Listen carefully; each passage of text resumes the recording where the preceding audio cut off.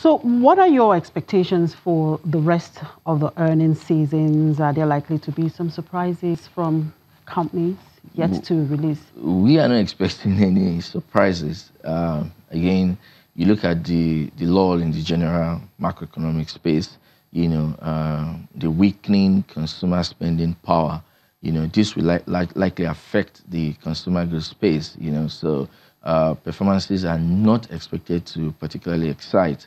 The industrial goods, the major factor that should drive their performances fundamentally, is one of the constraints is the budget which we just mentioned. Perhaps the only bright spot we're seeing is still within the banking space, which again, given what we've seen so far in 2018, we've seen that some of them are slowing down, even though we're seeing some improvement in deterioration of risk assets that was recorded in 2017. We are still not expecting that there will be significant performance. So what you will likely see is a drag in top line, but some efficiency put in place, because we've seen reduction in operating expense, for some of the banks, so cost to income ratio is moderating. Again, the top line is largely being affected by interest expense because of the competition amongst the banks. Of course, given that the yield environment is also moderating, so banks, are struggling for deposit and they have to, up the interest rates, in order to attract depositors. So all of these factors, again, would be expected to drag the performance of the banking sector, but they are still clearly expected to do better than most of other sectors. So no any surprises. Let's look at the overall market. What are your expectations before the year end? So we've seen the initial drag to performance, which was the normalization of policy, within global systemic central banks. Added to that is the fact that we're approaching elections. You're already seeing all the politicking. So most foreign investors are trying to be wary, of taking a very significant position in the market. So what we've seen recently is that some investors have even, moved out money significantly, and we still expect more of this to come, before the end of the year. Ordinarily, you will expect some, gyration in the market after, GT and Zenith released their results, which were not bad, especially when you look at the earnings. But we've not seen this significantly because most of the foreign investors that, invest in these securities, are sort of sitting on the sideline, and just watching. Perhaps what we will see will be towards, when the elections are finally over. We are hopeful we can wait, because business has been so slow, especially on the equity side. So perhaps that's when we'll see some improvement. All right, and what are your views on the current yield environment? Are there likely changes to current dynamics you foresee in the horizon? Yeah, there have been calls for increase in the benchmark rate, for example. Of course, given that in the developed markets, we've seen improvement in yields. The calls have been that we need to attract, more investment. But we believe that the central bank, as we move gradually towards the elections and as the pressure mounts, for capital flow reversal, we may see some appreciation in rates, towards the end of the year.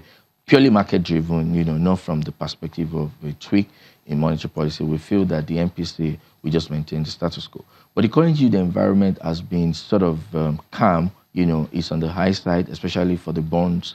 When you're looking at the above 2-year term to maturity, mostly within the bond space. Not, of course, on the treasury side, we're still seeing, some slow, momentum. So what we see happening now are some of the investors, trying to just, identify, the attractive yields within the sovereign bond yield curve and taking position in expectation that after the elections are over, yields will gradually trend downward, and then you see some appreciation, you can book some, capital gains. But generally speaking, the yield environment is calm right now and not much of opportunity for arbitrage.